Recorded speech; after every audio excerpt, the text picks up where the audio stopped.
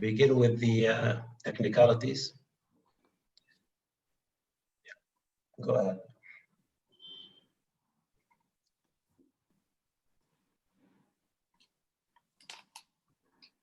David, you are muted. You're muted, David. Sorry, I forgot. All right, a very good afternoon to you, and thank you so much for joining this webinar to commemorate the International Day for Disaster Risk Reduction, IDDR 2020. And this year we are saying it's all about governance. I believe we will have a truly enriching conversation. My name is David Owino in Nairobi, Kenya, and I will be moderating the conversation. So just some housekeeping before we start. So we have English, French, and Portuguese interpretation. So please select your preferred language by clicking on the globe at the bottom of your screen. All right, to begin with, all participants will be muted. And so if you should want to intervene from the floor, please use the chat section. We will have a question and answer also. We will have a question and answer session towards the end of the webinar. So please post your questions in the chat box, and our panelists, our speakers will respond to them as we move along. Remember to specify to which of our speakers your question is directed. And now I need to tell this to the speakers. Please, perhaps I need to remind myself this first. Please speak slowly for the sake of our interpreters. All right. The Sendai framework for disaster risk reduction is our roadmap for how we can protect our communities and development gains from disasters. It carries in its DNA the clear shift from managing the impact of disasters to managing and reducing risks that lead to disasters. In other words, it is a shift from reaction to prevention. And perhaps I should pause and ask, does that sound like a good plan? Yes, it does. And a good plan needs a good home. And in the case of the Sendai framework, a good home is responsive and functional institutions and a solid policy direction. And we have witnessed some progress in Africa towards this end. Today, at least 19 countries have validated their disaster risk reduction strategies or policies that are aligned to the Sendai framework.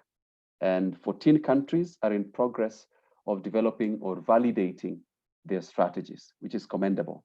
And in this journey, the UN Office for Disaster Risk Reduction, UNDRR, has been critical, offering technical support and coordination. And the African Union Commission has made tremendous effort in sustaining progress in the creation of reliable data and regional and sub-regional disaster risk reduction strategies. That's commendable. But we commemorate this year's IDDR with more challenges to overcome. According to the latest data by UNDRR and CRED, drought affects Africa more than any other continent in the world. Up to 40% of drought incidences reported globally over the past 20 years happened in Africa.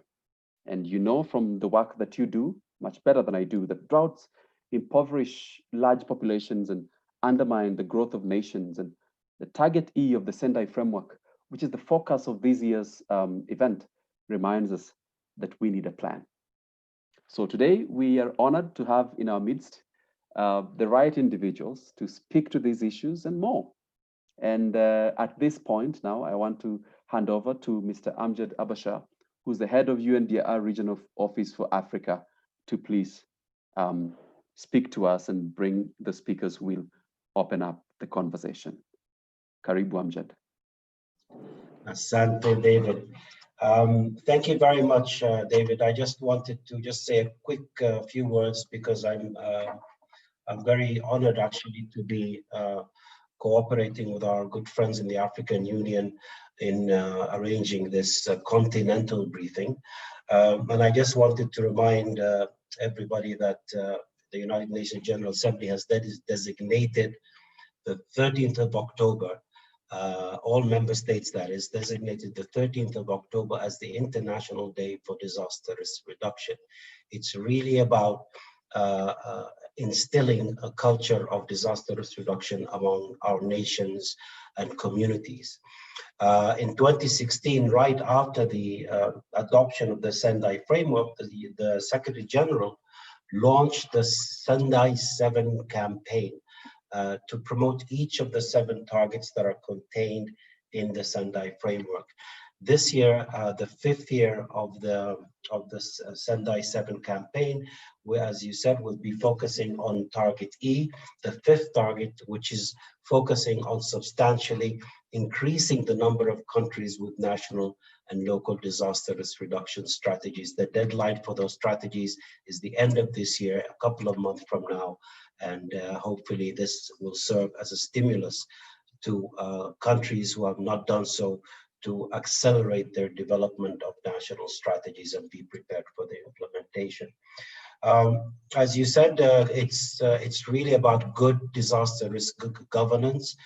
The disaster risk governance that is accompanied by adequate planning, adequate financing that will ensure effective implementation. And at the end of the day, the goal is to reduce the number of people affected by disasters, inform development, and limit the number of people affected in terms of mortality, injury, displacement, and loss of livelihood. Now, one of the important backbones of good disaster risk governance has to be an adequate understanding of disaster risk and its increasingly systemic nature. Today, the Secretary General launched his message on disaster risk reduction. One of the things he emphasized is that good disaster risk governance also means acting on science and evidence, and it's an important message to keep in mind. Good governance also requires inclusivity, inclusive participation, and multi-sectoral cooperation for it to succeed. So as we speak today, we're holding this Disaster Risk Reduction Day. I have to recognize countries such as Ghana, Ethiopia, Kenya, and South Sudan, to name a few, who have celebrated the day this morning or in the process of celebrating it. However, this session is really targeting African partners at the continental level. So as we go through the couple of hours we have in front of us, we'll be able to look at the regional perspective, the work that's being done at the regional, sub-regional level from colleagues from IGAD.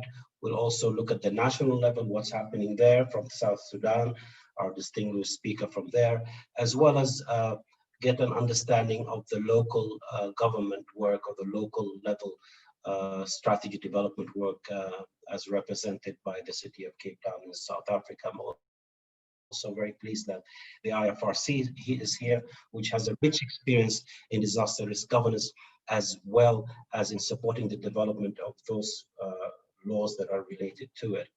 So before I just wanted to stop here and basically welcome our distinguished speakers who will provide their opening remarks.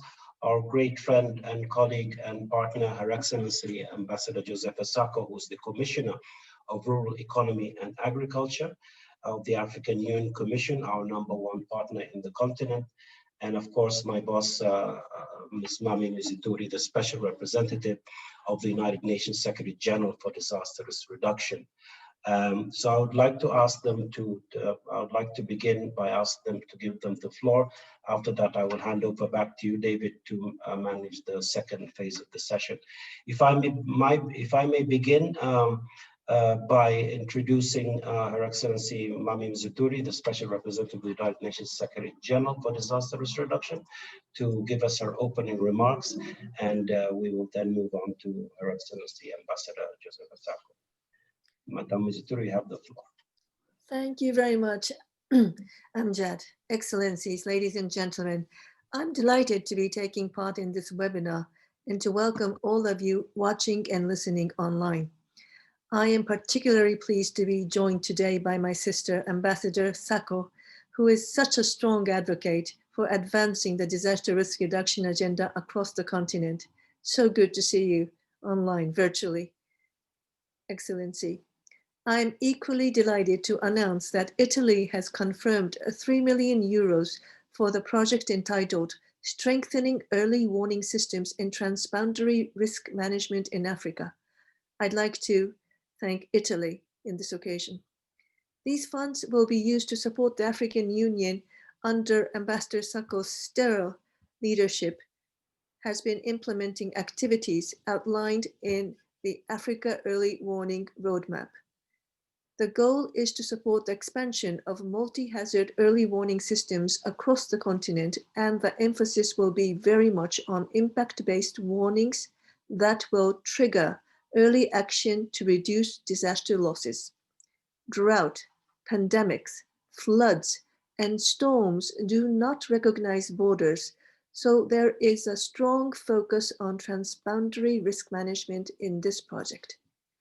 If we have learned anything from the COVID-19 pandemic, it is that early warning must lead to early action, something that many countries in Africa have been putting into effect when it comes to managing the risk of biological hazards based on experience of previous disease outbreaks. We can all easily agree that this is an extraordinary time to be living through. COVID-19 is beyond anything experienced within our living memory. Long-standing norms have been upended. The way we live, the way we die, the way we communicate with each other, the way we work or cannot work, or even be educated, as is the case for many. Our lives have been transformed by the COVID-19 pandemic and the restraint it has imposed on human behavior. In addition, it is now estimated that it could cost the global economy some 21 trillion US dollars. Current expenditure on disaster risk reduction pales into insignificance by comparison. Considering these profound changes, it is only right that we use the occasion of the International Day for Disaster Risk Reduction to ask hard questions about our capacity to manage risk. In many ways, Africa is at the forefront of change when it comes to disaster risk reduction. Africa is home to half of the world's most risk-prone countries and is experiencing a rising number of disasters, including those associated with climate change. COVID-19 has brought to vivid life the concept of systemic risk and the way risk drivers overlap and interact with each other. Last year saw the most devastating tropical cyclones to ever hit the continent. Cyclone Idai and Kenneth affected Mozambique, Zimbabwe, Malawi, and Comoros and left more than 1,300 people dead, over 2 million in need of assistance, and economic losses of over $2 billion.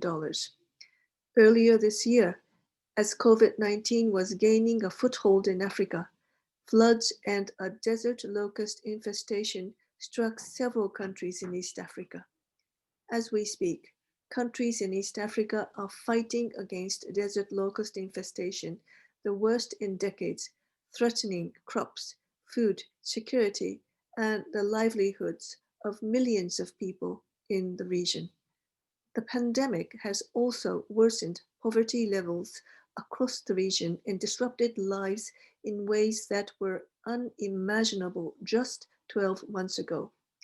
At the same time, this region has produced some outstanding examples of how strong disaster risk governance executed with vision, competence, public trust, and transparency can avoid unnecessary loss of life. Good disaster risk governance done well requires both imagination and common sense, and more than anything, strong leadership. Good risk governance is important because we are in real danger of not achieving the Sendai framework targets for reducing disaster losses, and we know that nothing undermines sustainable development like disasters. In a moment, You will be hearing more about the progress being made in Africa to achieve Target E of the Sendai Framework and to put in place national and local strategies for disaster risk reduction, which is an essential first step towards strengthening disaster risk governance. I am happy to note that at least 30 countries in the region have strategies already validated or under development. This is the result of a concerted effort by member states under the leadership of the African Union Commission and the regional economic communities. UNDRR and the African Union Commission have initiated a process to revise the implementation matrix of the Program of Action for the Implementation of the Sendai Framework in Africa over the next 5 years. Once finalized and adopted, this framework will serve as a blueprint for member states and regional economic communities and other partners to strengthen disaster risk governance across the continent. It is worth bearing in mind that even when countries had in place national disaster risk reduction strategies aligned with the Sendai framework, they were overwhelmed by the enormity of the COVID-19 pandemic and the ensuing cascade of impacts across society. We often say that the worst disaster that could happen has not happened yet. Let us bear this in mind as we discuss the lessons learned from COVID-19 and seek to understand what is required to strengthen disaster risk governance across the region. Thank you very much for your attention. Thank you very much, Special Representative, and thank you for reminding us of the important link between achieving the Sendai targets and also achieving the Sustainable Development Goals. And also, we stand ready and committed to work with the African Union to revise the program of action to implement the Sendai framework in Africa, taking into account the systemic risk and the pandemic, the extraordinary times that we are experiencing right now. I'd like to hand over now to Her Excellency Commissioner Josefa Sacco. Ambassador Sacco, you have the floor.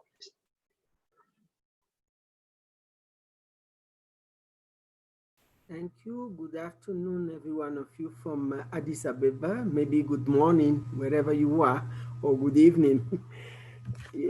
My dear sister, Mami Mizutori, a special representative of the United Nations Secretary General for Disaster Risk Reduction. My dear brother Amjad, distinguished audience, ladies and gentlemen, all protocol duly observed. On behalf of the African Union Commission, I'm pleased to join you today in this important occasion to commemorate the International Day for Disaster Risk Reduction. Just for the record, the International Day for Disaster Risk Reduction was started in 1989 as a result of a declaration by the United Nations General Assembly for a day to be set aside to promote a global culture of risk awareness and disaster reduction. Held every 13th of October, the day celebrates how people and community around the world are reducing their exposure to disasters and raising awareness about the importance of reigning in the risk that they face. This year's event has been dedicated to governance. It is an opportunity to acknowledge the progress being made towards reducing disaster risk and losses in life, livelihood, and health in line with the Sendai Framework for Disaster Risk Reduction 2015-2030, adopted at the third UN World Conference on Disaster Risk Reduction in Japan in March 2015. This year's event is, however, taking place amidst several important developments. First, and sadly, we are commemorating today's event at a time when the world has been brought to stand still by the ongoing COVID-19 pandemic. The pandemic has significantly impacted all the sector, and it has further worsened vulnerability of African states and the most vulnerable groups of our society. Second, today's event is holding close to a very important deadline, meeting Target E of the Sendai framework, which requires all countries to develop or align their DDR strategy by 2020. We have we have only 2 months more to meet this target, and I enjoin all African countries to strive to meet these targets. Third, we are commemorating this event at a time when Africa is facing one of the worst flooding disasters in the eastern, central, and western region. Within a month, August to September 2020, more than 1.21 million people in 12 different countries have been affected by several floods across Africa. The countries most affected are Sudan, South Sudan, Ethiopia, Somalia, Uganda, Kenya, Cameroon, Nigeria, Chad, and Mali. We take this opportunity to commiserate with the government and people of these countries on behalf of the African Union Commission. The unfortunate interaction between COVID-19 and other natural hazards underlines the systemic nature of a disaster's risk. As member states are making efforts to develop their national strategy on disaster risk reduction with a view towards meeting the deadline of the end of 2020, we must ensure that such strategies are multi-hazard, multi-risk, and multi-stakeholder driven.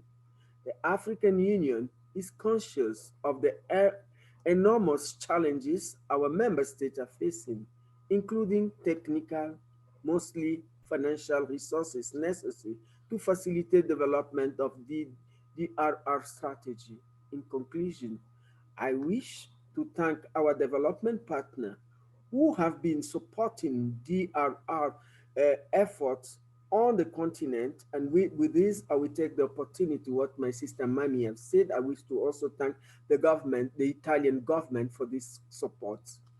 And I wish to further call upon our development and technical partner to do whatever possible to support our member states in developing their in the development of their strategy in order to meet the Target E deadline. I thank you for your kind attention. Merci beaucoup. Shukran. Shukran jazilan, Ambassador Sako. And thank you very much for reminding us about the pandemic impact and its multi-sectoral nature, the way it impacts many sectors. And thank you also for underlining and urging countries to be able to try to meet the deadline by 2020, and underlining the unprecedented floods that we've had in the Africa region, over almost a dozen countries you named there. And I know that in Sudan, the floods that have occurred there have not occurred in over 100 years, so it's unprecedented. Thank you very much, SRG and Ambassador Sako. I hope you'll be able to stay with us for a few minutes and listen into what's going on in terms of the examples that we'll be getting from the regional, sub-regional, and national level, as well as from the IFRC. And to do that and to move to the next phase, I'm going to ask my colleague David to take over the moderation for the next phase, please. Over to you, sir. Thank you very much, Amjad, and what a way to start. We have a good picture of what's going on in the continent currently, and which highlights the systemic nature of risks. And you've told us how this is about making this a part of our lives, making it a culture of prevention, a culture of reducing risks, and how adequate planning and adequate financing is necessary going forward. And because the worst disaster is yet to happen, as the SRSG has put it, those of us who are involved in risk governance are going to need vision, competence, are going to need to win public trust, and to be transparent in their dealings. Thank you very much. All right, so our next speaker, Maria Mercedes Martinez, has nearly a decade of experience in disaster law. She is a disaster law coordinator for the IFRC Regional Office for Africa, and has also served the organization as legislative advocacy coordinator for the Americas, and so brings a very rich contribution to this conversation. So welcome, Maria. Thank you very much. Good afternoon and good morning, Miss. Good afternoon, good morning, Ms. Mami Misutori, Special Representative of the United Nations Secretary General for Disaster Risk Reduction, Ambassador Josefa Sacco, Commissioner for Rural Economy and Agriculture for the African Union Commission, Mr. Amjad Abashar, Chief of UNDRR Regional Office for Africa. Good afternoon to my fellow panelists and to all the participants joining us today. Happy International Day for Disaster Risk Reduction. It is a pleasure to join this timely discussion and share some thoughts on the role that strategies and legislation play in reducing risks, strengthening resilience, and of course, saving lives. Move to the next slide, please. Understanding risk is necessary, but not sufficient to change the behaviors and environments that contribute to vulnerabilities. Today, it is well accepted that the actions and decisions of individuals, communities, and nations make a significant difference as to whether or not a natural hazard turns into a disaster. Laws and regulations serve as a foundation for building community resilience. So it is fair to say that the first step in enhancing disaster risk governance is by improving relevant laws, policies, regulations, strategies, while ensuring their implementation. The Sendai framework lists strengthening disaster risk governance as one of the 4 priorities for action. Target E calls upon the adoption and implementation of national and local disaster risk reduction strategies in line with the Sendai framework. So this particular target is an enabler of priority number 2 and also priority number 4. So disaster risk governance is about assigning clear roles and tasks to community representatives within disaster risk management frameworks, also undertaking public and community consultation during the development of such policy documents. It is also about mainstreaming gender consideration, DRR policies and plans. Strengthening risk reduction goes beyond having a national disaster management law. It requires a multi-sectoral and broader disaster risk management approach that includes areas such as building codes, land use planning, environmental protection, climate change adaptation, institutional arrangement, among others. Next slide, please. The African Union has worked closely with regional economic communities and member states towards the achievement of the 7 targets of Sendai, and has promoted the timely reporting in the Sendai Framework Monitor. I want to draw your attention to the 2018 African Arab Platform on DRR, during which African states adopted the Tunis Declaration on accelerating the implementation of the Sendai Framework. This document highlights key commitments to achieve DRR governance. Just to mention a few, clause number 4, for example, urges African states and local authorities to include disaster risk reduction and resilience approaches into relevant national legal frameworks, not only in disaster management laws, but also in sectoral legislation. Clause 11 reiterates the commitment to promote and support the integration of climate change and DRR and sustainable development strategies, policies, and programs at all levels. And Clause 15 reiterates the need for ensuring a whole of society approach to disaster risk reduction. These commitments are reaffirmed through the adoption of a common African position for the 2019 Global Platform on DRR, where states reiterated the need for developing and implementing national and sub-regional disaster risk reduction legal frameworks, policies, strategies, and plans, as well as integrating DRR, resilience, and a whole of society approach into relevant legislation. Next slide, please. In light of the adopted commitments, it is refreshing to see the growing number of national strategies emerging in the African continent, as well as the interest of many countries updating their disaster risk management laws in order to reflect the important commitments adopted in Sendai and also in Paris in 2015. Some countries opted to start by developing a DRM policy or strategy to then move to a bill, while some others have decided to update an existing DRM bill to address disaster management cycle holistically. So, in support to the ongoing efforts to consolidate disaster risk governance in the region, allow me to share some recommendations extracted from a global research conducted by the IFRC and UNDP on the role of policy and legislation in DRR. First of all, while DRR principles have been integrated and referred to in a lot of new policy documents, we found that to be effective, legislation needs to clearly articulate roles, responsibilities, and specific activities, rather than just general principles and ambitions.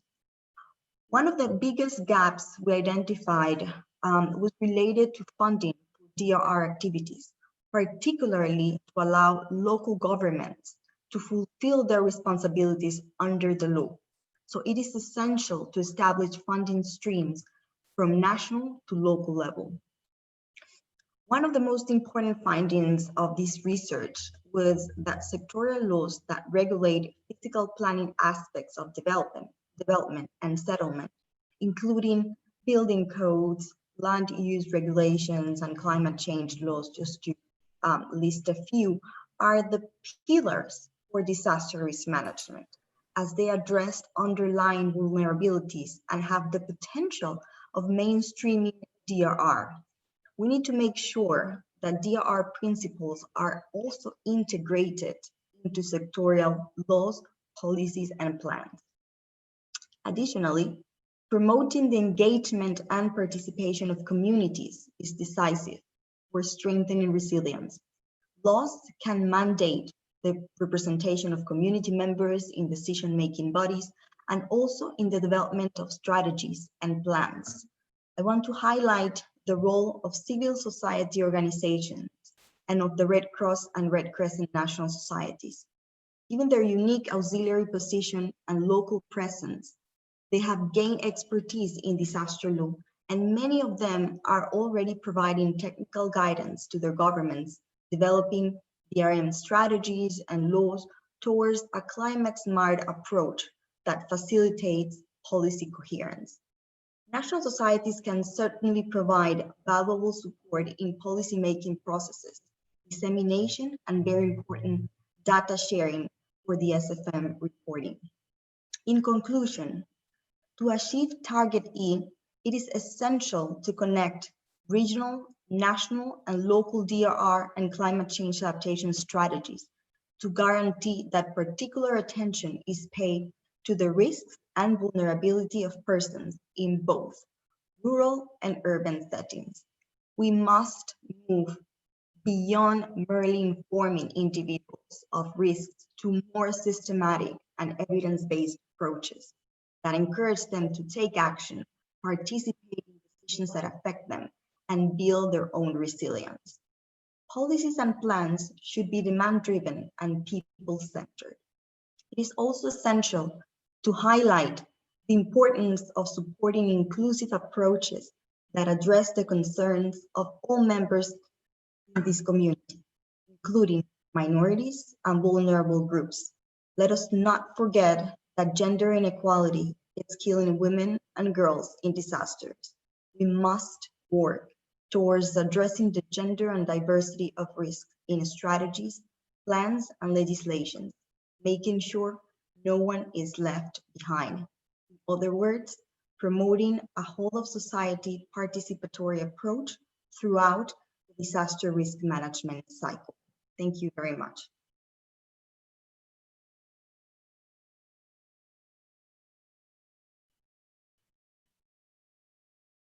All right. Thank you very much, Maria, for that insightful presentation. I mean, we now have a very good understanding of DRR law and how it is foundational to community resilience. The need to assign and clearly communicate roles to stakeholders, and of course, the brick and mortar of creating such laws, ensuring that they are demand-driven and people-centered. Thank you very much. I'd like us now to move, sorry, with that understanding, to move on to regional, national, and local realities of implementing Target E of the Sendai framework. And we have a lineup of speakers here. We have 3 speakers to help us delve into that. Mr. Kefle Mariam Sebatu is the Disaster Risk Management Program Coordinator at the IGAD Climate Prediction and Application Center, ICPAC. He will be speaking to us about regional level disaster risk reduction strategies in the IGAD region, a region that has some of the highest incidences of drought and flooding in the continent, and how these strategies align to the priorities of the Sendai framework. We also have Dr. Banak Deiwa. He is the Director General of Disaster Risk Management and is a Disaster Risk Reduction National Focal Point of the Ministry of Humanitarian Affairs and Disaster Management in the Republic of South Sudan. The Republic of South Sudan, by the way, is one of the 19 countries that have validated their disaster risk reduction strategies. So Dr. Banak will be sharing their experience developing that and the next phase of action for South Sudan in disaster risk reduction. And lastly, for this session, we will have Mr. Gareth Morgan, who is the City of Cape Town Director of Resilience. How many cities do you know that have a Director of Resilience? Very interesting. He will talk to us about the city's resilience strategy. You know, just 2 years ago, the city of Cape Town, with over 4 million residents, was learning what it meant to live through a water crisis. Of course, the COVID-19 pandemic has come with its new set of other challenges, but they have a plan. And they have learned important lessons through these events that are shaping their disaster risk reduction outcomes. So Mr. Gareth Morgan will tell us all about it. Allow me now to welcome Mr. Kefle Mariam Sebatu to start us off in this conversation. Even as he does that, please remember that there is a Q&A section or tab at the bottom of your screen where you can, as we go on, put your questions or your comments, and our panelists will respond to them. Mr. Kefle, karibu. Thank you, Mr. David Owino. I would like first to thank the organizers for inviting IGAD to be part of this very important day. And Your Excellencies, dear participants, all protocols are observed. Now, before I go into the progress from the IGAD regional perspective, contributing to the achievements of Target E of the Sendai Monitor, maybe I will take a couple of minutes to give a bit of background about the IGAD region, as a whole. The IGAD region, with the member states of 8 member states, has been one of the most prone regions in Africa to disasters caused by natural and human-made hazards. If I want to state the historical establishment of this organization, which was established in 1986, was due to disasters mainly caused by drought hazard in the region. Millions of people were perished and affected in the 70s and the 80s. and hence the organization was established in 1986. And ever since the 70s and the 80s, the region has been affected by numerous disasters and has become one of the humanitarian response destinations sadly in the world. So in the IGAD member states, and of course the IGAD Secretariat, then try to do something differently. So it formulated and developed a disaster risk reduction or disaster risk management strategy and program, and has been implementing this program for the last 15 years. The program, as most of speakers emphasized in the previous interventions, advocates and emphasizes for the practical shift from the humanitarian-based approach to proactive one, managing disaster risks and formulating appropriate policies and strategies both at the regional and the national level.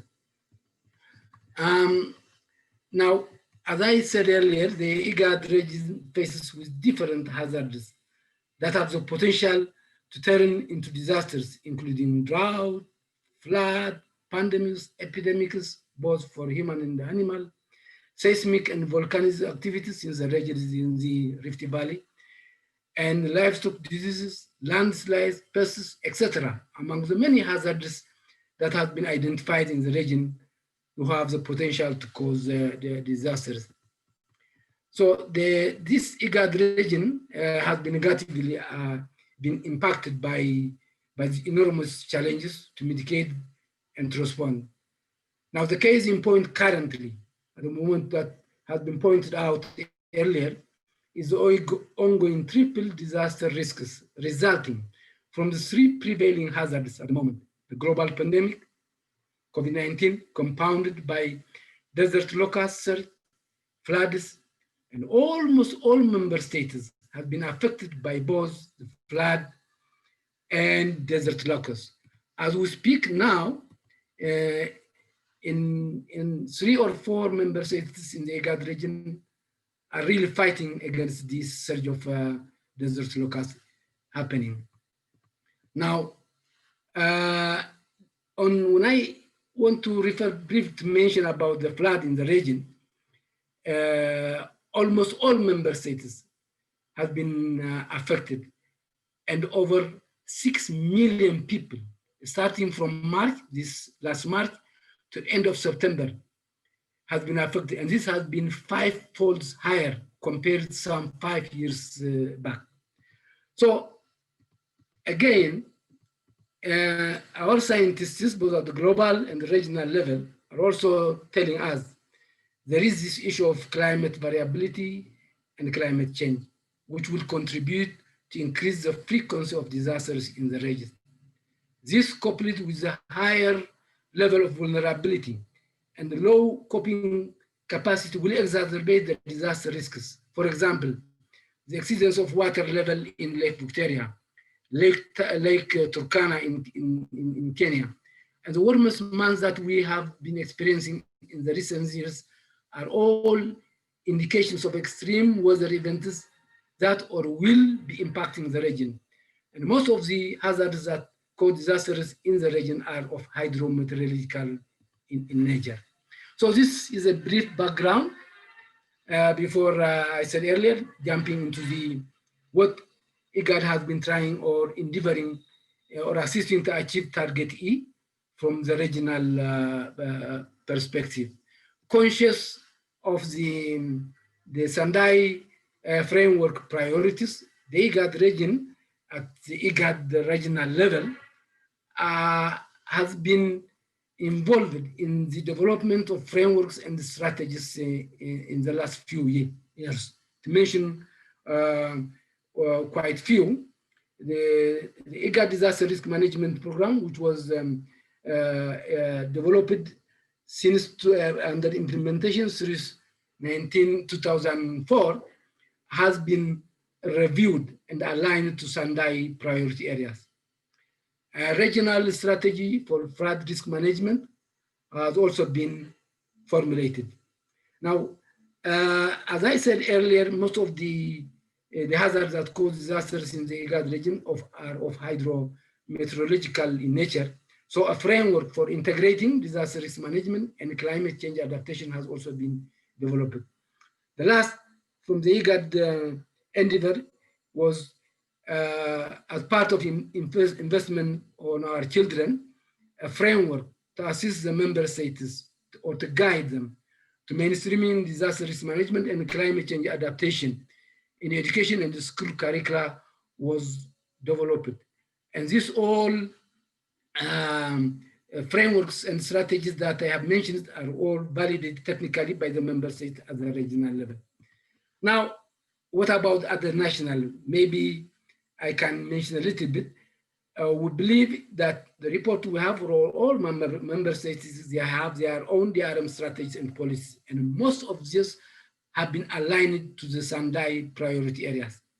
So IGAD also were technically trying to assist and to work with some 3 member states in helping them to align and to formulate and align their policy to the Sendai framework.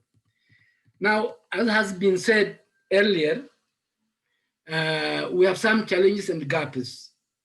As I said earlier as well, the IGAD region faces different hazards that have the potential to turn into disasters, including drought, flood, epidemics, etc.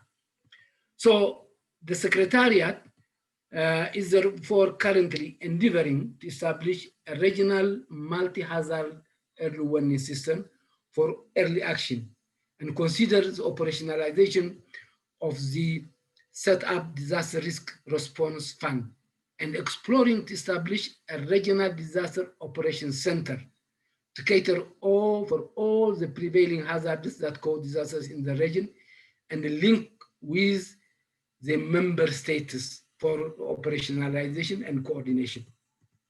So this is what we have been trying to do briefly from the regional perspective.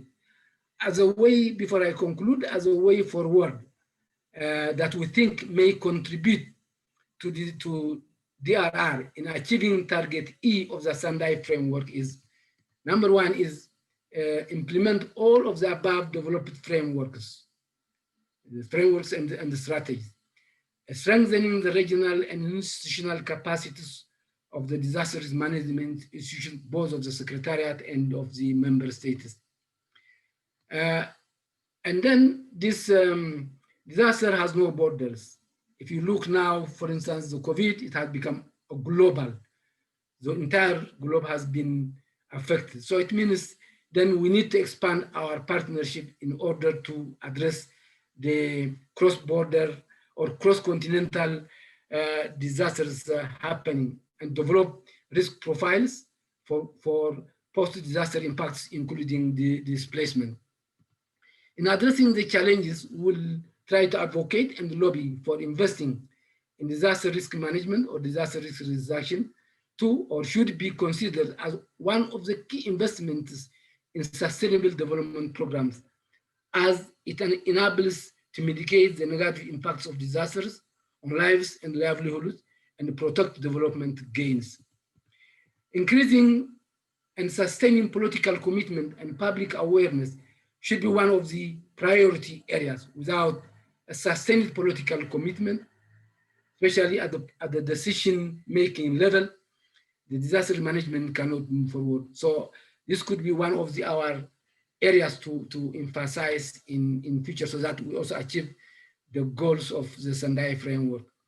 Advocating for enhancing disaster resilience, especially at the community level, with emphasis for building disaster resilience livelihoods is and should be one of the areas that we should really endeavor, because at the end of the day, it's the communities who will be affected by disaster. So we need to promote community-based disaster risk management.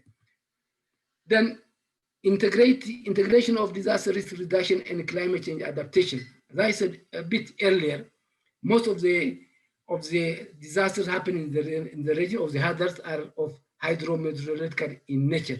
So I think it is paramount now to integrate both the disaster risk reduction and climate change adaptation, taking into account the climate changes that we have been told by scientists. So then we also believe that the private sector could also contribute, at the same time could also be affected by disasters. And there are also potential of resources. And it's very important that to engage the private sector and the civil society and the other relevant actors in the prevention and the response aspect. Last but not least, like to join with now the earlier one is, we also believe that disaster risk management is everybody's business.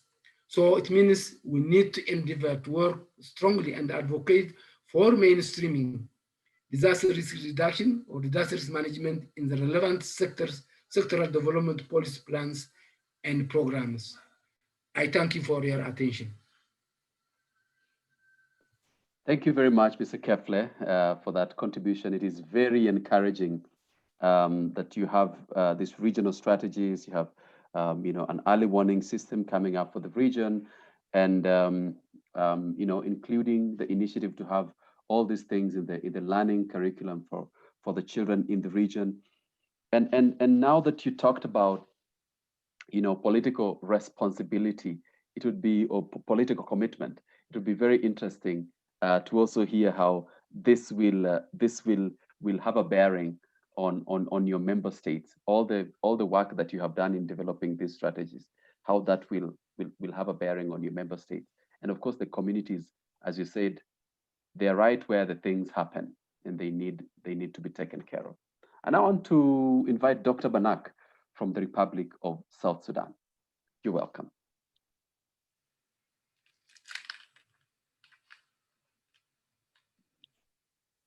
Okay, thank you, Oweno, for giving me the opportunity. First, I would like to congratulate everyone. My greeting goes to Commissioner, to Madam Miami, Dr. Amjad, and the panelists, and the other participants. I wish you a very good afternoon. For the sake of this event today, I will go through a few slides with you, just to give us the picture where is South Sudan in terms of implementation of Sendai framework for disaster risk reduction. Next slide, please. My presentation will be a short introduction, current status, and then opportunities, and then challenges. Next slide, please. In the introduction, the population of South Sudan stands at 12 million as of today. And then, of course, South Sudan is one of the centers of the nation that adopted the Sendai framework in Japan in 2015. Our records show that the COVID-19 pandemic has already killed 55 people. Most of them were females. And then the confirmed cases up to date are hovering around 2,700 confirmed cases. Next slide. A state of emergency have been declared on 12 September due to combination of conflict that has been going on, and because of the heavy floods that hit the country, especially starting from June up to this moment. It is estimated that over 600,000 people have been affected by the flood in 2020. Our reports show that 80 people from different areas in South Sudan of the 10 states have been killed by the flood. So that's the information we still have, and we are still gathering more information in this regard. Next slide. Our current status regarding the implementation of Sendai framework, especially Target E, we have started developing the disaster risk management policy. We call it disaster risk management policy in 2018. Actually, it was initiated since 2013. But because of the conflict that has erupted in 2013, the development of this policy was interrupted. At the same time, we have developed the National Disaster Risk Reduction Strategy in 2019. It was validated. Actually, both documents were validated. The two documents are yet to be endorsed by the cabinet and the legislature. It is our understanding that the DRM policy will have to be approved by the cabinet, but the strategy will have to be approved at the level of the cabinet. The policy has to go to the legislature. We have also established the 8 early warning working group in 8 states of South Sudan. We have 10 states. So we have established early warning system in 8 states. And this early warning system, they monitor and they give us the reports to collect data and monitor the disaster or emergency situations in those states. Next slide. I'm not sure whether you can see this, framework, but it is a national disaster risk management. This is an institutional framework. I can see from my side, maybe it will be difficult for you to follow, but at the top, we have the national. Okay, you may help, yeah. There's, yeah. Okay, that's fine. We have National Disaster Risk Management Council. Usually, this is headed by the head of the state. In our case, is the President of the Republic. And then you have the Interministerial Disaster Risk Management, which this bring together all the DRM institutions together, and then flanked by the other UN agencies. And then under it, we have the ministry, and then we have the RRC and as the implementing agencies. So I won't waste a lot of time here, but we have an institutional arrangement to implement the disaster risk reduction policy in South Sudan. It is our hope that this policy will go to the new government. I know that we are running out of time. Many of you mentioned we have only 2 months, but nevertheless, the hope is high, and then the commitment is there, and then we will present it to the cabinet, and I hope it will be endorsed before the end of the year. Next slide. Okay, I mentioned earlier, this is the National Multi-Hazard Early Warning System Bulletin, which we produce monthly. This is very educative, creating awareness. We produce this at the national level, but again, we send them to the states so that people know exactly what is going on about DRR in the country, including policy directive and policy development. So I just want to show that this is a document, a tool we are using to create awareness about disaster risk reduction in South Sudan. Next slide. Of course, sorry, Diana, go back to the multi-hazard early warning system is supported by our UN agencies, international organizations, but it is a product also of the DRM institutions. It's not only produced by the ministry, it's produced based on the information we are getting from different early warning, meteorology, Ministry of Road, environment. So all of us, we are in this bulletin, and we produce it on a monthly basis. It's now supported by World Food Program in terms of finance. Next slide. We have also deployed coordinators, because of the frequency of the emergencies. We have deployed coordinators to monitor and collect data. Also Sendai framework requires some data, and one of the problems that have been facing us, especially in the IGAD region, in particular in South Sudan, the availability of data. So we have recently deployed people in the states, because sometimes emergencies data can be collected, but there are no capacity for people to translate this data into a product that can be used by us to report to Sendai framework. We have also identified DRR focal point in their ministries, and these focal points are the one also giving us, feeding the bulletin that I just shared with you a few minutes ago. Next slide. Okay, now what are our opportunities? We have the opportunity. Maybe all of you are aware that South Sudan has already signed a peace agreement, and now the new government is placed, especially at the national level. So we hope that since the peace is there, then the DRR agenda can be pushed further. And then we have also realized that we have strengthened our coordination with DRR institutions within the country and with the UN agencies.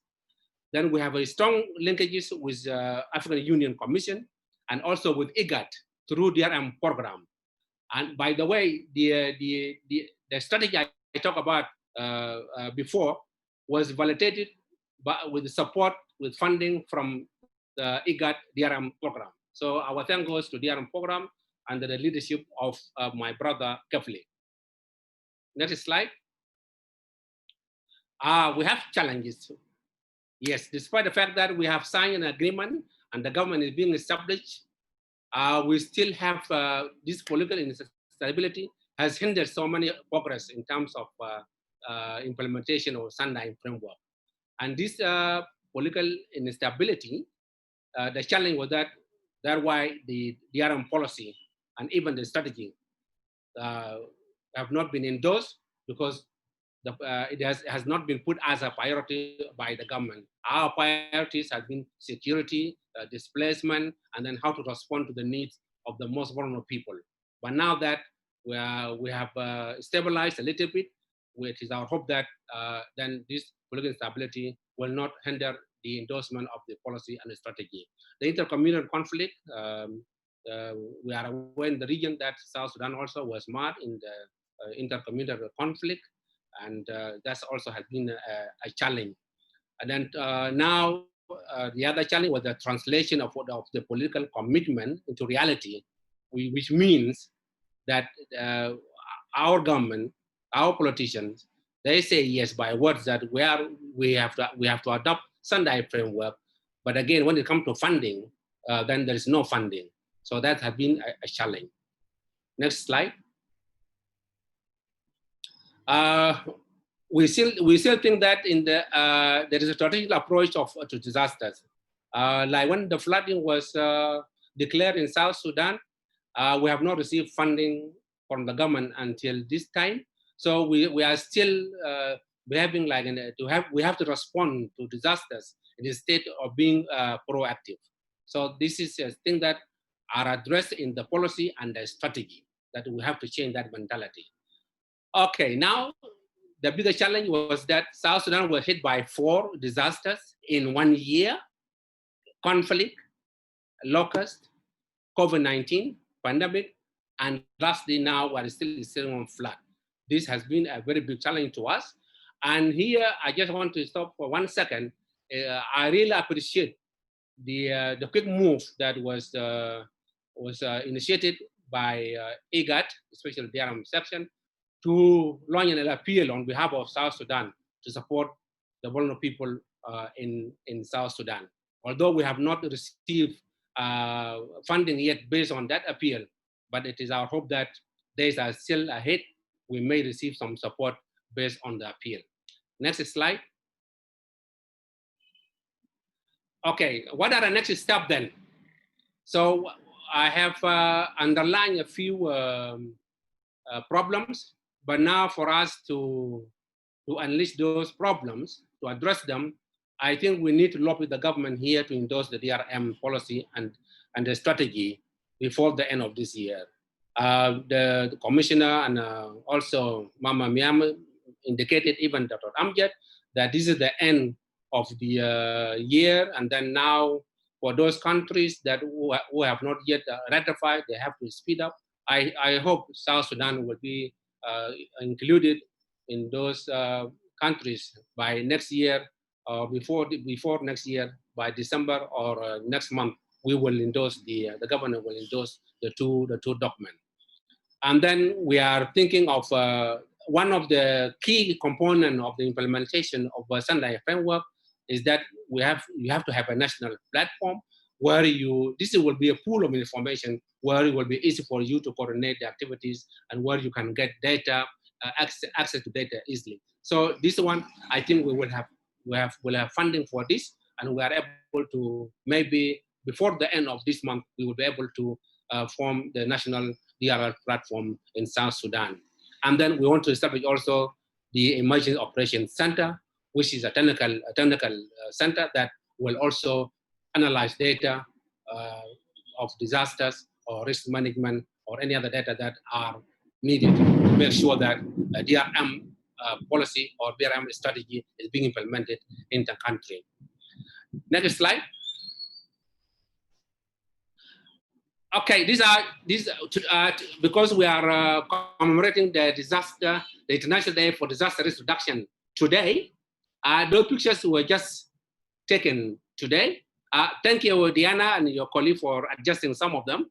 That tall guy is Banak Joshua. Next to him is his minister, Honorable Peter Mayan, is the Minister of Humanitarian Affairs and Disaster Management. And the other picture there, we were launching the monthly bulletin. The monthly bulletin I just shared with you now. So it was the one for October was launched today. And then, of course, this is the cover for the National Disaster Management Policy, and the other one that the dignitaries and the people who participate today, marking the International Day for Disaster Risk Reduction in South Sudan. I think the next slide is to conclude and to say thank you very much. I want to reiterate that I'm pleased to have been selected to be part of this educative and important conversation. Thank you. Indeed. Thank you very much, Dr. Banak, for your intervention. We understand the sort of challenges that you're dealing with as Africa's youngest nation. And many of us can also relate with those challenges, like when you talk about resource constraints and the co-location of disasters where we have locusts, we have conflict, we have flooding, and we still are dealing with COVID-19. We truly understand, but you know what? Even in times when things look really difficult, people want to stick with a man with a plan, and you do have a plan. So it's interesting, and I believe you will be achieving the things that you have told us that you are setting yourselves to in the coming years or months. I now invite Gareth Morgan, who's Director of Resilience from the city of Cape Town. You're welcome, sir.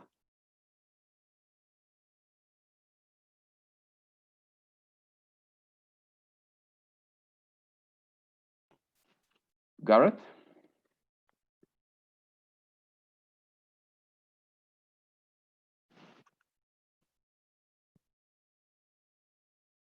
All right, I think there's a connection issue there. I can see that Gareth's screen is frozen. We have a question and answer section. If you look at the bottom of your screen, you will be able to access that, and a number of us are already sending in questions. Please do not drop your questions in the chat box. Drop them instead in the question and answer section so that we can access all of them easily. I don't know if Gareth is back.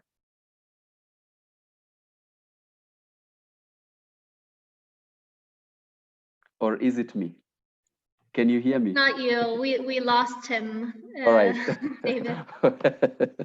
Okay, I needed to confirm. With your permission, can we proceed to take a few questions as we wait? Sure. I hope he'll be able to. He's trying to rejoin, hopefully. But yeah, we can go ahead and do some of the questions. Thank you. All right. So maybe I'll just start from the very last. Okay, so we have COVID-19. I don't think this Dr. Ugoji Eze, if I read that correctly, did not exactly state which of our speakers would like to respond to your question, but how can we capitalize on our efforts to build back better from the COVID-19 and to reduce systemic risks going forward, I believe. And so I will leave that to any of our panelists who may want to respond to that. And how can governments in the Horn of Africa collaborate and work together to at least unite their efforts to mitigate the recurrent tragedies, including locust infestation and droughts? I believe that is for Kefle.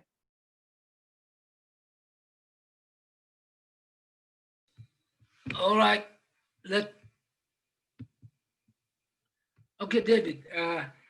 There are quite a number of questions, in fact, for IGAD, but I will concentrate on quite a few of them.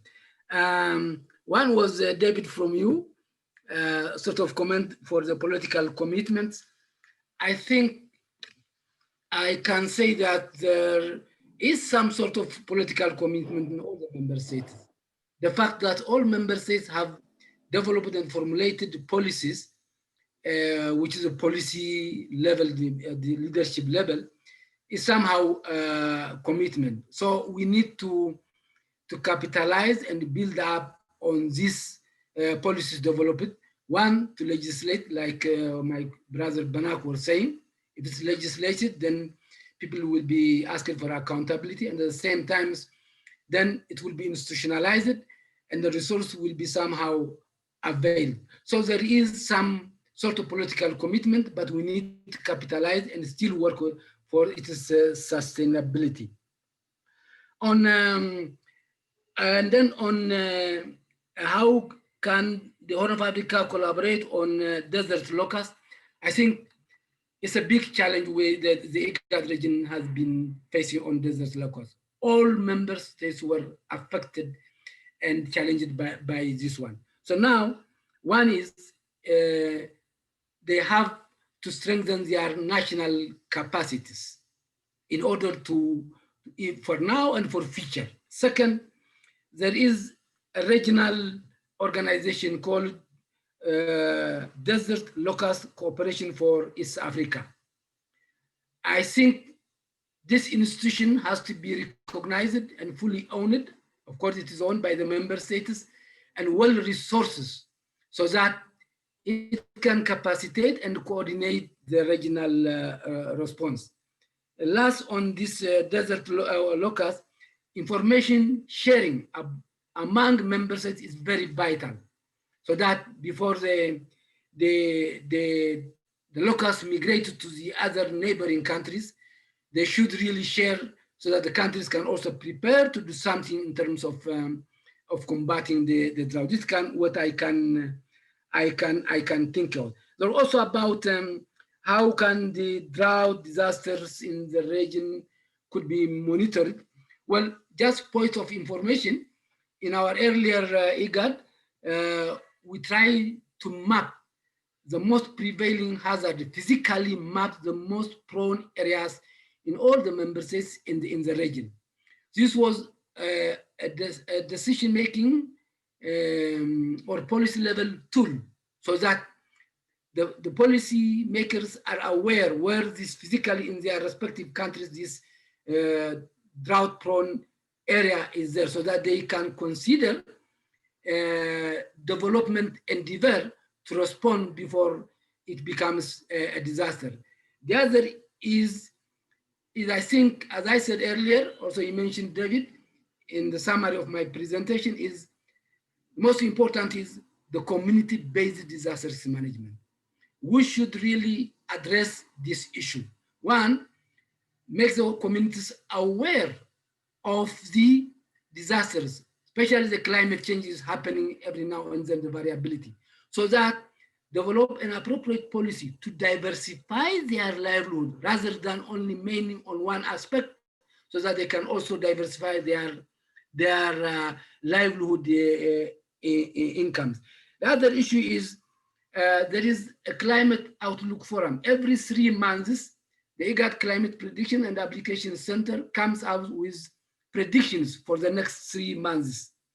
This information is sharing along all the stakeholders in the regional forum, and at national level, they are downscaled to their national and subnational, so that they are aware of the forthcoming season, whether it could be drought or flood, so that they can develop contingency plans. This forum is very important and involving all stakeholders is also another avenue to capitalize on it. So this is briefly what I can say. Some of the questions, David, that was I read from your from the question and answer. Thank you. Thank you very much, and I'd like to welcome Gareth now. Gareth is back. Thank you very much. You're welcome, sir. Thank you, David, and thank you for this opportunity. Greetings to everyone on this call. I appreciate the invite. And on this day for International Disaster Reduction, I'd like to pay tribute to all officials working around Africa who are working tirelessly to minimize the impacts of disasters. And I'd like to pay particular tribute to my colleagues in the Western Cape Disaster Management Center and the City of Cape Town's Disaster Management Center, who have worked tirelessly over the course of the pandemic to minimize the loss of life in our city and sub-region. I'd like to make a few comments this afternoon about the work that we've been doing in the City of Cape Town on building resilience. I heard it said earlier that disaster risk reduction is everybody's business, and I think that that is wholeheartedly true. It can, of course, be very difficult for people working in the disaster risk management space to drive that message of disaster being everyone's business across society and spheres of government. A couple of years ago, as many of you on the call know, Cape Town came very close to running out of water. We had a severe multi-year drought that took our dams to below 20%, which was, quite frankly, quite close to running out of water. Thankfully today, as of last week, our dams are at over 100%, and it's remarkable for us to think back on that period in time. But we learned a lot about ourselves as a city government, as a regional government, and as society during that particular period of time. And we learned a lot about resilience as well. Importantly, we learned at that period of time that 4.3 million people, the population of our city, can make small contributions to a much greater need. And that was, at that time, to drive consumption down in order to avoid what we called day zero from happening. And that is a very good learning to have, because it required 4.3 million people during the peak of our pandemic, which struck around June, July this year, to also do small things in order to protect themselves and each other. And indeed, the pandemic will be with us for probably at least another year, and that responsibility of Cape Townians is required for a long period of time. But having learned those things from the drought, we set about creating Cape Town's first resilience strategy, an attempt to embed resilience across a much greater range of functions than simply disaster risk management. This was work that was supported by the Rockefeller Foundation, a relationship that we had at the time we were selected as one of the members of 100 resilient cities. And they seeded this investment in resilience in Cape Town, which the Metropolitan Government now has taken over and grown the resilience function so that we are no longer grant dependent. So taking those learnings from the drought, we created Cape Town's first resilience strategy, consisting of 75 unique actions across 5 pillars in that strategy. The first pillar concentrates on the human being, the community, and the family. And so the actions relate to things like mental health and food security and more traditional notions of safety and security. Pillar 2 for us was place-based actions around improving the safety of public spaces, of using our nature reserves to create co-benefits.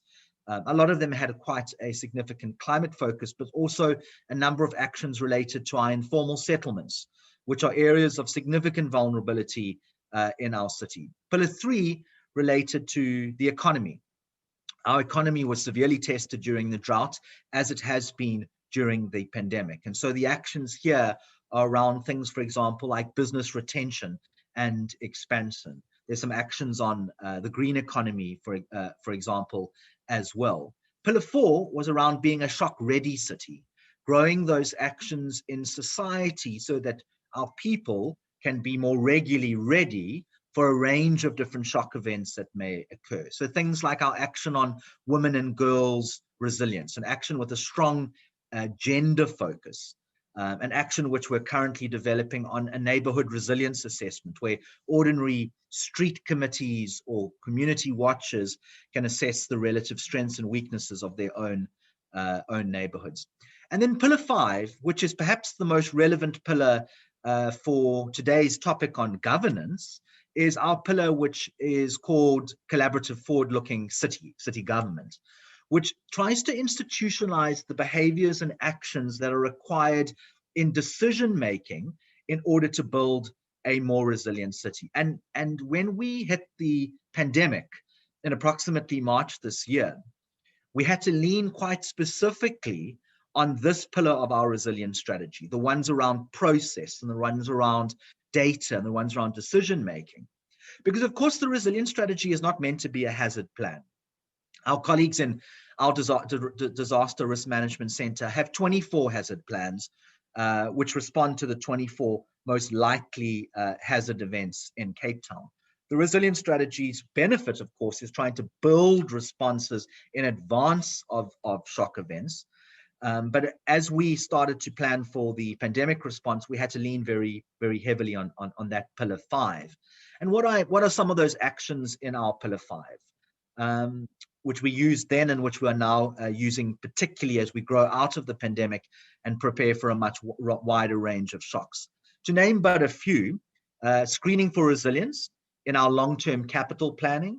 So currently, for example, we're doing 10, 20-year capital plans for our different large sectors, so energy, water, transport, facilities, the environment.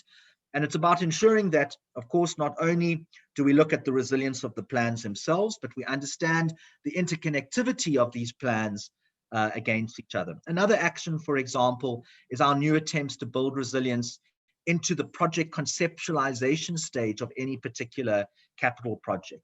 You know, when a capital project enters a pipeline looking for funding, it's largely too late to add resilience co-benefits. It really does have to be designed right into the conceptualization stage.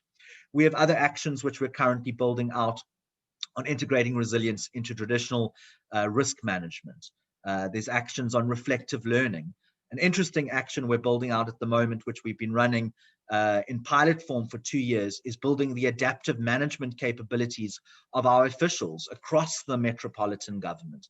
We've designed some very interesting training material that takes our officials through, for example, extremely stressful events and gets them to identify those characteristics of an adaptive experience. And we've been using a simulation of a heat wave to allow our staff members to practice their adaptive management capabilities in recent times. And this has been so successful that we've now landed it into our formal training programs for city staff members so that they can build this capability around adaptive management. And then we have some other actions around every 4 years measuring the city's relative resilience. We did that last in 2018. In 2019, we did a particular project on measuring the resilience of our water system, which we'll redo in approximately 4 times.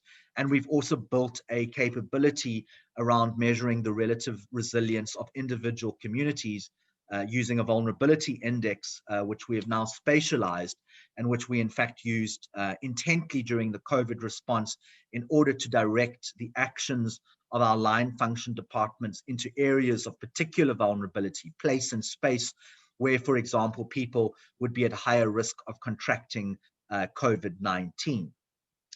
Our strategy has now been in implementation for 13 months. An analysis we completed at the end of September shows that 52 of the 75 actions which we have programmed are already in implementation. I have used the strategy as well as an argument for certain actions to be taken forward in our recovery program from COVID.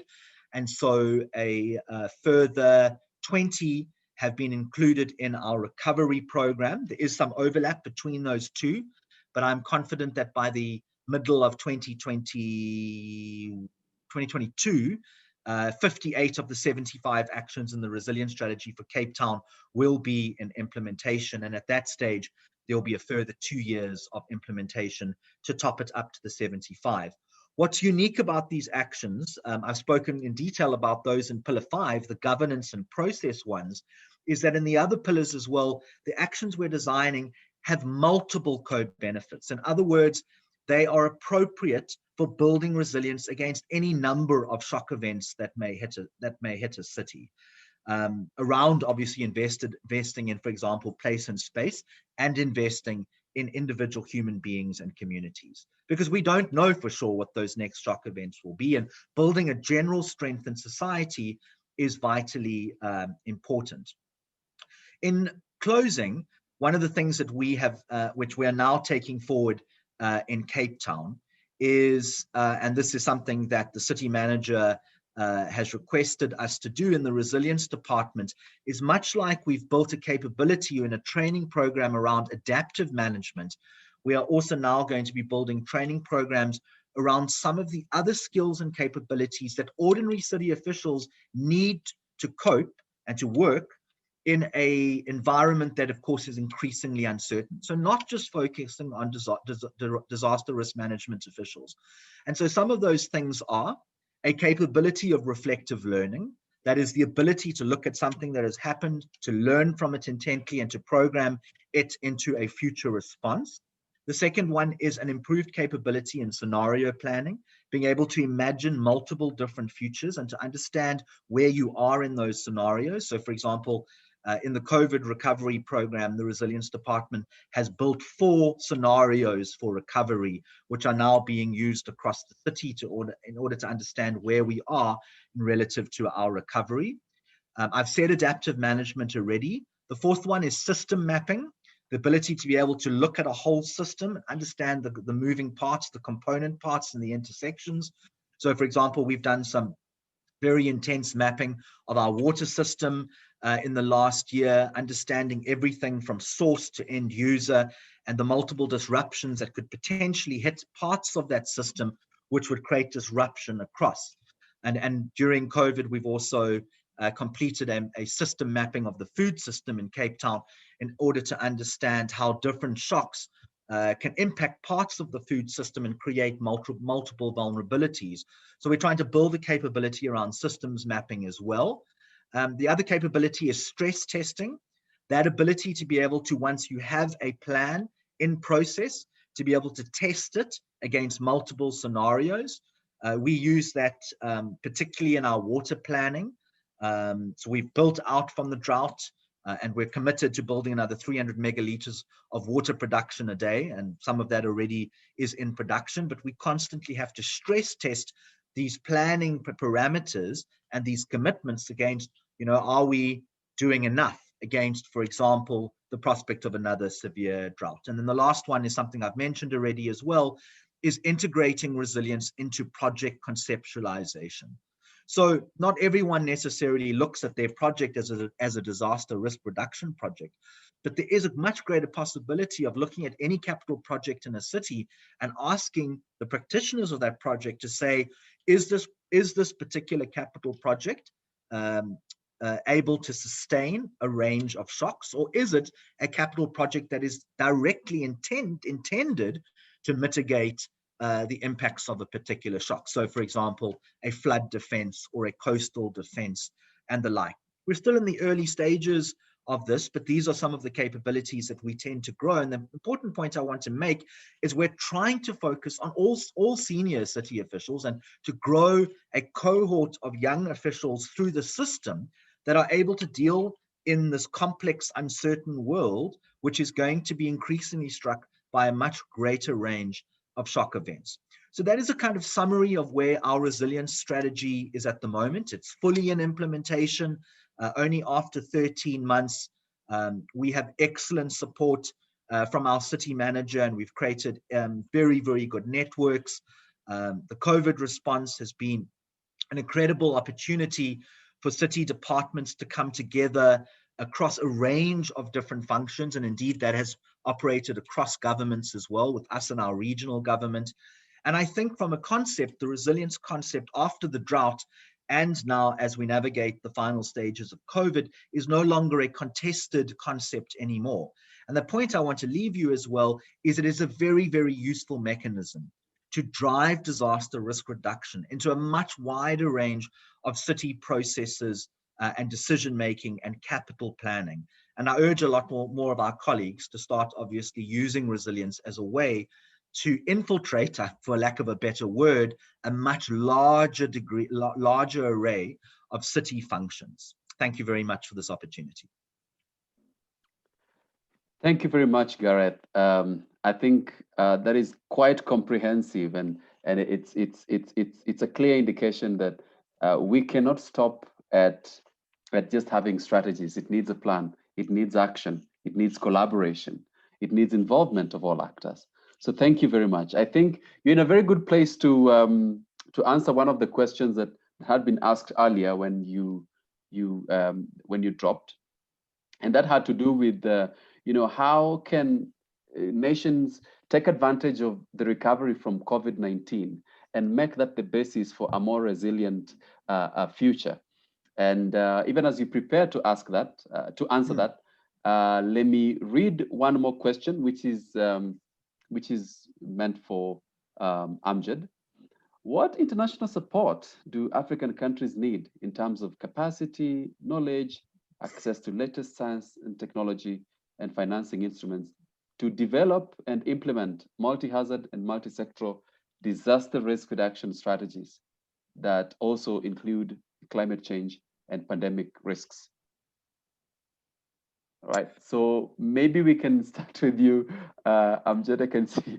Okay, it's a good question. It's just very long, and I think it's a valid question. But the important thing is that it's really not about, not about international support to African countries. I think it's African countries' support to themselves is the first step that we need to take.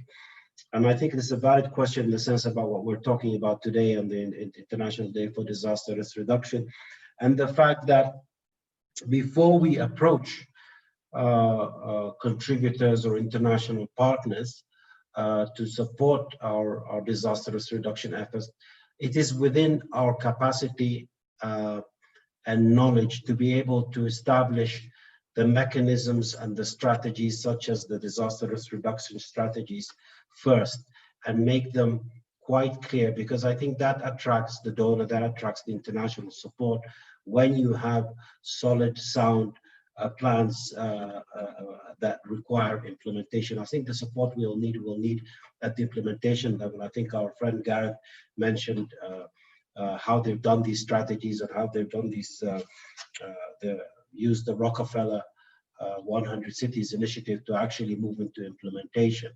And I think that's a very good example. They had the plans and they're part of the Rockefeller implementation, and were able to carry out the implementation in that sense. So I think that's important. But there is another issue, because I think the question also talks about the latest science and technology involvement. In the Sendai framework, one of the targets has to do with international cooperation. And this is the target I think will be the next disaster risk reduction day next year. And this target actually focuses on the international, tries to measure the level of international cooperation that comes in from north-south or even south-south. And in Africa, we do have a lot of work and a lot of capacities when it comes to science and technology vis-a-vis disaster risk reduction. However, I think we need to do a little bit more to make it more coherent and make it more, engage them more.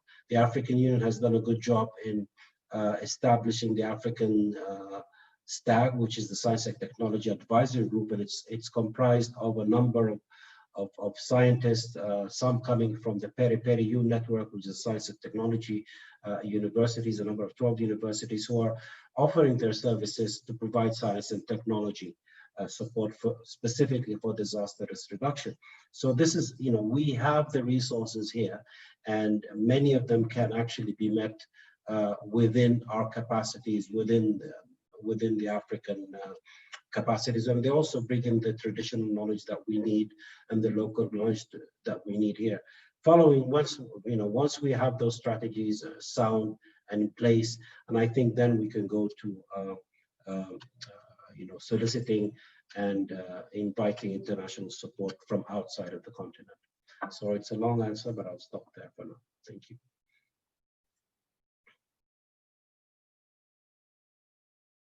Sorry. Thank you very much. Now, I think Gareth. Yeah. Thank you for the question. The question, I think, if I may put it back to you, was, as we recover from the pandemic, what can we take forward and learn? And I guess ultimately, in the context of today, improve the approach to disaster risk reduction. So that's how I'm going to interpret the question going forward. So the first point I want to make is take the time to do some reflective learning on what happened in our respective jurisdictions. So we learned this during the drought, and so we built a drought library, which, funny enough, is actually being launched internationally in the next few days. 39 one-hour interviews with people who made decisions in the drought. So we took the time to actually say what happened, what did we do wrong, what did we do right, and that's being launched internationally, along with about 40 short videos on all of the learnings from the Cape Town drought. But during the COVID response, we built reflective learning into it. So we ran an internal process on a weekly basis, requesting senior decision makers to send voice notes into a central repository. What were you doing? Why were you doing it? What do you regret? What would you do differently next time? And then we also participated in an international program by the Resilience Shift on reflective learning. That's not too late if it hasn't been done already, but take the time now to reflect on what happened. The second thing, which I think is vitally important, is which we have done, is to build scenarios for the future at this particular time, which are realistic. We have 4 scenarios, and regrettably, 3 of those scenarios are actually quite pessimistic.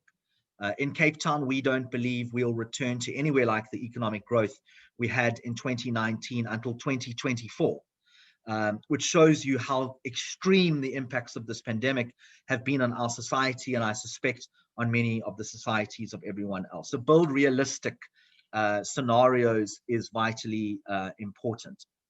My third point is, and I'm going to hone, there's lots I could say about recovery. We've built quite an extensive infrastructure around recovery over the last several weeks in Cape Town, drilling down, I guess, into what is most important. And quite frankly, because money is tough under an environment where there is less revenue coming into our city, because many of our customers, of course, are very, very strained by their own economic impacts in their household, we're probably going to have to start cutting programs and replacing them with other programs.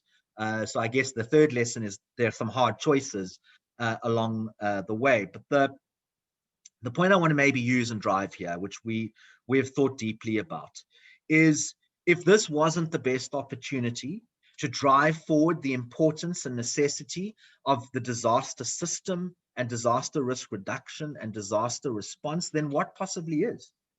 Here's really an opportunity for those of us who work in the broad space.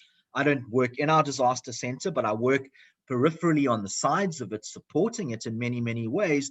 But here's the perfect opportunity to put our hands up and say, look what we've done in helping to navigate a global pandemic and see our worth. We need more support. We need more funding. And in this respect, what we've done in Cape Town is, having navigated the drought and the pandemic, we've just commissioned a significant piece of work, which is a review of our disaster system, which has been done by an academic at the University of Cape Town, which will do some comparative work with an equivalent middle-income city and a global north city, with an idea of understanding what the capabilities are where the gaps are so that we can use that very tangibly to argue for more resources as we go through future budgeting cycles. That's certainly our intention. And that comes off the back of the fact that there are going to be a lot more system-wide shocks. And so we need to put our hands up and say, look what we did, we can do more, it's going to get more complex, but support us. So that's going to be a key part of our recovery, is growing the disaster system in Cape Town. Thank you. Thank you very much, Gareth. I think we are very quickly running out of time, but there's one question that I'd like to read out, which goes to Maria. What are the considerations of integrating sphere guidelines, especially relating to accountability and humanitarian rights? Do countries only depend on Sendai framework to adapt their national DRR platforms or law, I believe? Thank you, David, and thanks for the question. So accountability, it's definitely one key element that needs to be inserted in the legal framework. And it goes very aligned with the question I also wanted to answer regarding how to measure the level of implementation of the various policies, policy documents that exist at national and local level. So it is key in assessing implementation. The first step would be to assess to what extent this law or this policy document, this strategy, has been widely disseminated among the different stakeholders, among the different levels. And from that first step, I would recommend a multi-level and participatory mapping exercise in which we could identify what exists, what is the available legal laws, policies, or plans, and then conducting that mapping, really determine whether these policy documents clearly articulate those roles and responsibilities for the different stakeholders. So in doing this, we have developed UNDRR and also UNDP and IFRC have developed various documents that could be used as benchmark. For example, we have a checklist on law and DRR that asks 10 succinct questions to determine to what extent this legal framework is aligned with the targets of Sendai. And we have recently also launched a checklist on domestic preparedness and response that is intending as well to guide governments towards policy coherence and climate smart approaches in disaster management. Thank you. Thank you very much, Maria, and a very big thank you to all our panelists, our speakers for today. We unfortunately have run out of time to take any further questions. I just want to very sincerely thank you for being part of this webinar this afternoon and for your thoughts and for your questions and your contributions. Allow me now to hand back the program to Mr. Amjad Abasha for the conclusion of this webinar. Thanks again and good evening. Thank you, David, very much. Appreciate your leadership and all the good colleagues. I just wanted to wrap up, and I wanted to recognize my colleague from the African Union. I hope he's here. Harsan Nyambe, who's the head of the Environment, Climate Change, Water and Land Management at the African Union Commission. I don't know if you're here, Harsan. I was hoping to invite you to just say a few wrap-up words on behalf of the African Union.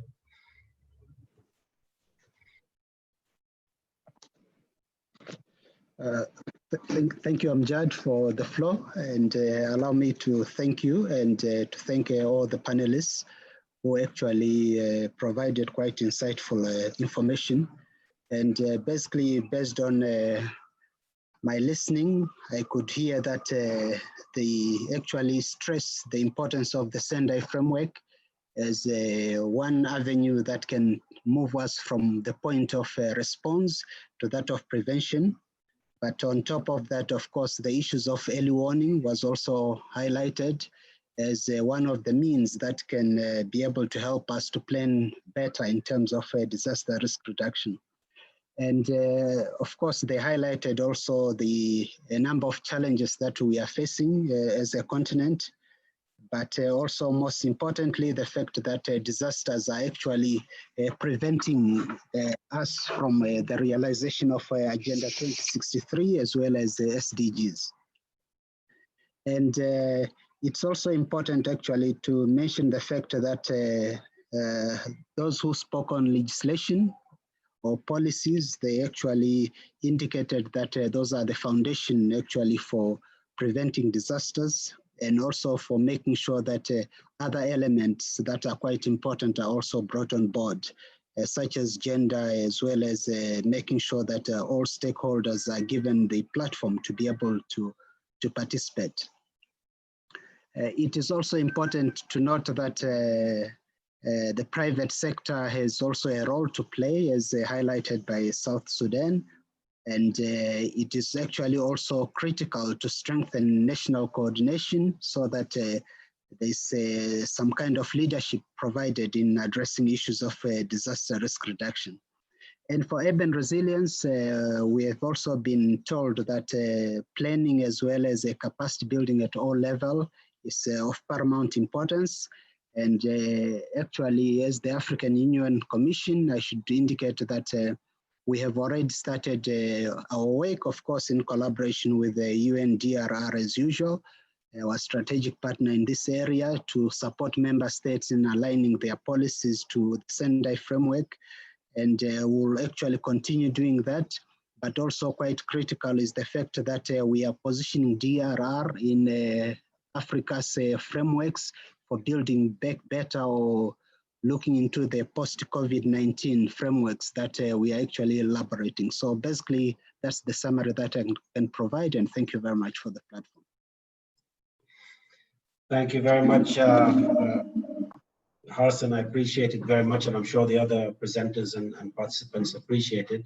I will not take too much time, just to add to a couple of observations from my side, and really to thank all the speakers one by one, beginning, of course, with Commissioner Sako and the Special Representative Secretary General who have opened this. And also just to thank IFRC to begin with for the good information that you provided us on and the description that you provided us in terms of how we can take DRR governance forward and the characteristics that you had outlined in terms of having good vision in these strategies, good coordination in these strategies, and targets and indicators. And I think these are very important milestones or that countries that are developing their national strategy should be looking at in Africa.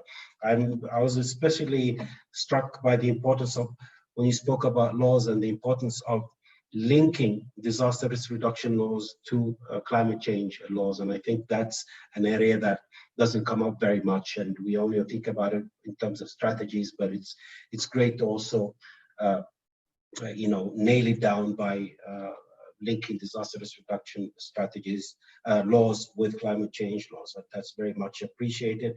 I also like the importance of having stronger mandates to engage communities. I think you mentioned that. I think we speak about communities, but and the importance of the communities and the effective to be participating in disaster risk reduction and resilience work. But maybe we need something that would ensure that there are mandates that actually enforce or ensure that national authorities engage communities on a regular basis. Thank you, Kefle, from IGAD for all the work that you've done. And I welcome all the various disaster risk reduction sub-regional strategies that you have done. I'm especially welcome the work that has been done in terms of having a climate change adaptation and disaster risk management framework, and it's important that we have that coherence, and we cannot forget the importance of ensuring that disaster risk reduction and climate adaptation approaches and agendas are especially made coherent. And so that's very much appreciated that you reminded us of that. I congratulate you also on the DRR in school curriculums. That is one of the areas that when we talk about Disaster Risk Reduction Day and the importance of changing the cultures, one way is doing it is to go through the schools and the curriculum. So that's greatly appreciated. But I thank you very much. I welcome the institutional framework. You've said a lot of things, and you explained that you have a quadruple threat. Most people talk about triple threat, but you added the conflict element, and that's very important because without access to communities, humanitarian assistance and disaster risk, let alone development, it's very difficult to bring that to bear when you have difficulties in access due to security reasons and conflict reasons. I think the institutional framework that you displayed to us, even though we couldn't see the paper properly, but I looked closely and it's quite a good structure to have. And it's always good to have these kind of structures and sound structures for coordination and the importance of having it comprehensive. I think were quite important and could draw some support to South Sudan in this regard.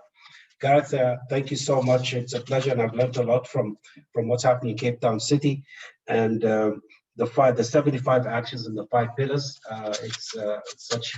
I'd like to delve into that more. You mentioned something about that you have a vulnerability index that you're using to measure resilience. That's very interesting. I think something that we need to learn a little bit more about from you, and specifically considering that at the end of this year, we'll be launching the Making Cities Resilience Campaign 2030, and lessons from Cape Town on this to other African countries, African cities, if I may say, would be very important to have. So, David, we know it's a pleasure. Thank you very much for giving me the time to wrap up, and my sincere thanks to you, to all the speakers who have been here. And also to my colleagues in UNDR Africa office who've helped support the logistics behind this. They're working heavily behind the scenes. I won't name them because I'm going to miss one, then it'll be a big problem. So it's a pleasure and a privilege to have you all here, and hopefully we'll be able to share this recording further. Last but not least, my sincere thanks to the participants, all 150 plus of them who participated and asked very, very good questions. It will take time to respond to them, but I hope we will use them to strengthen our disaster risk reduction work in Africa by making sure that we are able to address your questions and identify the gaps that we still need to fill to take disaster risk reduction forward and save more lives as much as possible in Africa. Thank you, David. Over to you, and have a good afternoon, everybody, or evening.